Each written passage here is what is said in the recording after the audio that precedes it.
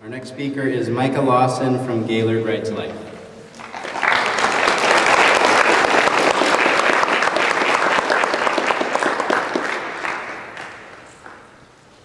Euthanasia. It's not young people in Asian countries.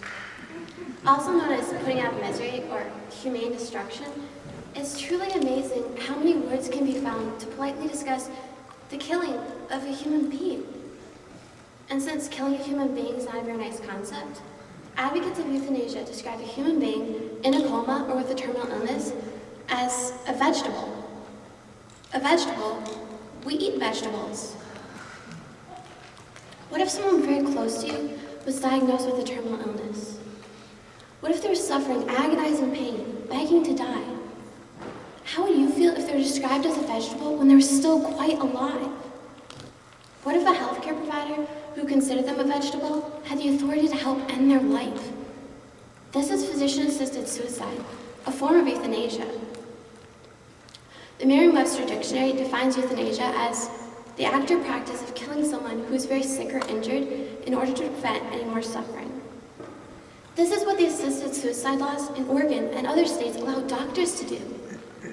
And with assisted suicide now legal in a total of 5 states, the cultural acceptance of suicides in general has increased, contributing to the nearly 40,000 suicides every year in America alone. And that isn't the end of the story. The American Medical Association defines physician-assisted suicide as when a physician facilitates a patient's death by providing the necessary means and/or information to enable the patient to perform a life-ending act. If we allow the option of physician-assisted suicide, or euthanasia, caregivers will begin to see their patients not as unique individuals created in the image and likeness of God, but as burdens on the system. Is that really what we want? Euthanasia removes physicians from their roles as healers. It blatantly contradicts and overrides the Hippocratic oath that many doctors take, which states, "I will give no deadly medicine to anyone if asked, nor suggest any such counsel." The relationship of trust that exists between a patient and a doctor is undermined by euthanasia. How would you feel as a terminally ill patient if your doctor had the prerogative to end your life? Likewise, would you, as a doctor, want to be responsible for potentially ending a patient's life? The option of assisted suicide removes incentive for medical research and creates a slippery slope to legalize murder. Why search endlessly for a cure when a patient could just die? Why even ask the patient? Why not just decide for them? That way money isn't wasted caring for them in their last days. Who says it has to stop there? Why not kill them as babies or young children if they might not be able to live healthy, normal lives? The Netherlands is already doing this. Wesley J. Smith writes, "In only 23 years, Dutch doctors have gone from being permitted to kill the terminally ill who asked for it, to killing the chronically ill who asked for it, to killing newborn babies in their cribs because they have birth defects, even though by definition they cannot ask for it." Dutch doctors also engage in involuntary euthanasia without significant legal consequence, even though such activity is officially prohibited. Proponents of euthanasia argue that it puts the terminally ill out of their misery. If certain people are going to live a disease-filled life and never be normal, shouldn't we keep them from suffering, they ask? And what about the handicapped or mentally impaired? Isn't it society's job to keep the gene pool pure? Wait! While we know this argument was the foundation of the Nazi movement, it was also employed by Stalin and his party. As Stalin said, death solves all problems. No man, no problem. If this thinking had been enforced, President Franklin Roosevelt, painter Claude Monet, novelist Sir Walter Scott, and many others may not have been around to impact the world. All these people had some sort of physical impairment that prevented them from enjoying the optimum quality of life.